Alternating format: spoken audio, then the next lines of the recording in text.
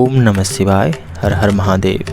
अभी इस प्रातः काल में हम निकल पड़े हैं हल्द्वानी से सिद्ध श्री जागेश्वर धाम की ओर, जिसे पृथ्वी का पहला ज्योतिर्लिंग भी बोला जाता है कि यहीं से ज्योतिर्लिंग की पूजा प्रारंभ हुई थी। तो उस जागेश्वर धाम के लिए हम प्रातः काल में इस सूर्योदय के प्यारे मनमोहक दृश्यों को आनंदित करते हुए जा रहे हैं। देख सकते हैं कितना सुंदर दृश्य है यह प्रातः काल का। न जाने कितने इस देवभूमि में ऐतिहासिक और धार्मिक स्थल हमें इस स्थान पर मिलेंगे, जिनका अपना ही कुछ महत्वपूर्ण योगदान है और महत्वपूर्ण विशेषताएं हैं। अभी हम पहुंच चुके हैं भीमताल नामक जगह पर। तो भीमताल के बारे में धार्मिक जानकारी ये है कि जब पांडव वनवास के लिए जा रहे थे तो वो लोग उनको यहाँ पर प्यास लगी, माँ द्रौपदी को यहाँ पर प्यास लगी। आसपास पहाड़ी इलाका होने के कारण, जंगल होने के कारण उन्हें यहाँ पर पानी नहीं मिला। तब गदाधारी भीम ने अपनी गदा से यहाँ पर प्रहार किया और इस झील का निर्माण हुआ। तभी से उनके नाम से ये भीमताल जाना जाता है।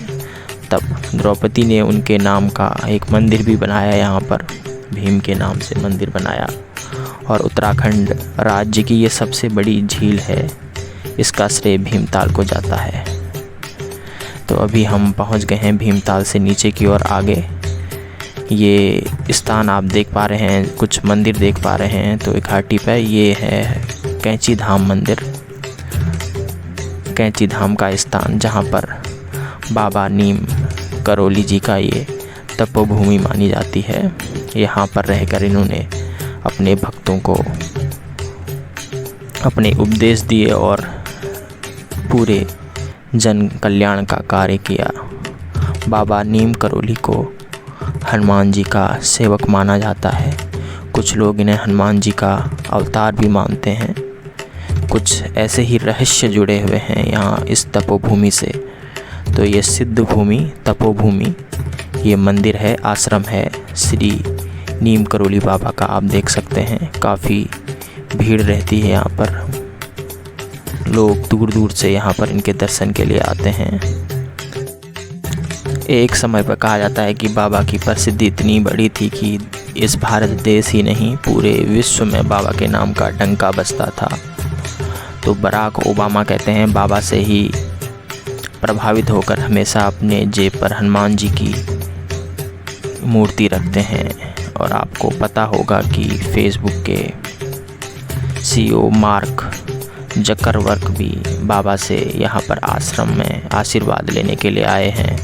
न जाने कितने आध्यात्म प्रेमी लोग यहाँ पर आध्यात्म में सत्य की खोज के लिए देवभूमि चले आते। तो इसीलिए ही उत्तराखंड को देवभूमि कहा जाता है कि इसके कण कण में इतनी प्रसिद्धि है। अभी देख सकते हैं कि आप चितई का गोलू देवता के मंदिर पर हम पहुंच चुके हैं।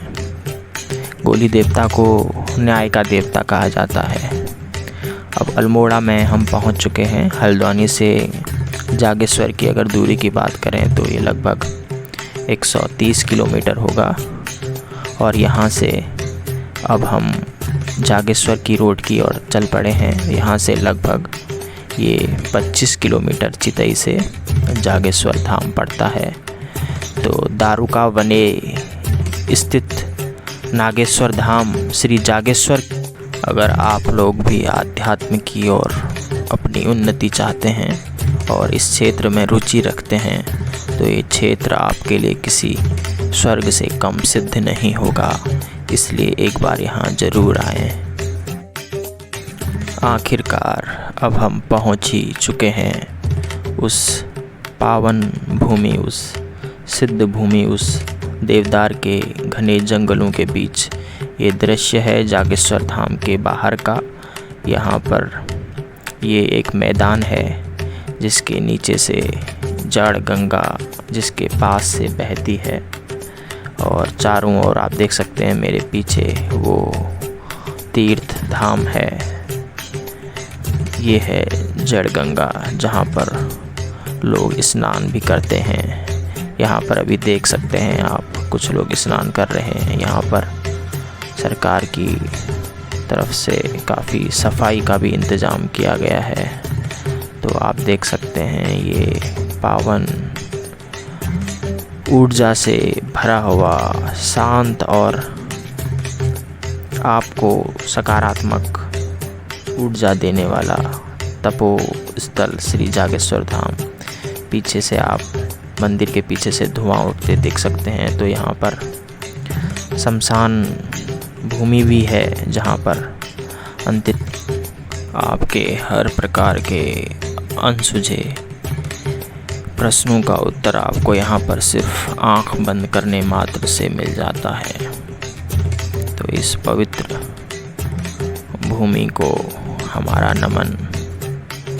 इस शांति और पावन मंदिर की ओर जैसे जैसे आप बढ़ते हो, आप वैराग्य और भक्ति से अपने अंतर्मन को भर लेते हैं। ये सूर्य की 36 रोशनी आपके हृदय के अंतर्मन तक को छू लेती है। ये पावन और अत्यधिक सुंदर मंदिर समूह है। यहाँ पर इसके इतिहास की क्या बात करें, आप जानते ही होंगे। यहाँ पर 150 मंदिर समूह हैं, जिसमें से 108 ज्योतिर्लिंग हैं। जिसमें से अन्य मंदिरों की बात करें तो माँ सूर्य के मंदिर, गणेश जी के मंदिर, हनुमान जी के सभी देवी देवता यहाँ विराजमान हैं। इसके आध्यात्मिक और धार्मिक पहलू की बात करें तो स्वयं शिव जी ने जब दक्ष के यहाँ माता पार्वती का अपमान हुआ और उन्होंने अपने शरीर को अग्नि के हवाले कर दिया, तो प्रभु यहाँ पर स्वयं ही तप करने के लिए आए थे, ये माना जाता है। और एक और कि लव कुश ने जब अपने पिताजी से युद्ध किया, उसका प्रायश्चित करने के लिए लव कुश यहाँ पर आए थे और उन्होंने ही कहते हैं मंदिर का निर्माण किया था। यहाँ पर लव कुश का हवन कुंड भी है, इसी में उन्होंने हवन किया था, जिसे कमल कुंड कहते हैं। अद्भुत दृश्य है यहाँ पर। इसको देख लेने से, इस पावन दृश्य को देख लेने मात्र से ही आप में ऊर्जा का संचार हो जाता है। यहाँ पर छोटे छोटे मंदिर समूह, जिनमें से सबसे प्राचीन और मुख्य मंदिर, जहाँ पर जो ब्रह्मांड का पहला शिवलिंग है, वो है महामृत्युंजय मंदिर। महामृत्युंजय मंदिर आप मेरे पीछे देख सकते हैं, जहाँ पर 2 द्वारपाल बैठे हुए हैं। ये कमल कुंड, जहाँ पर लव कुश ने हवन किया था। अद्भुत दृश्य है, अद्भुत, जहाँ पर जाके आपको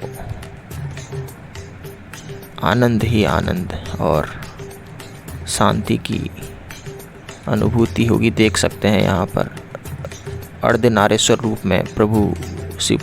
इस वृक्ष को अर्धनारेश्वर वृक्ष कहा जाता है। तो अब यहाँ पर विराम देता हूँ अपनी वाणी को, और आनंदित होइए आप भी इस पावन धाम के दर्शन करके। जय शंकर महाराज, हर हर महादेव।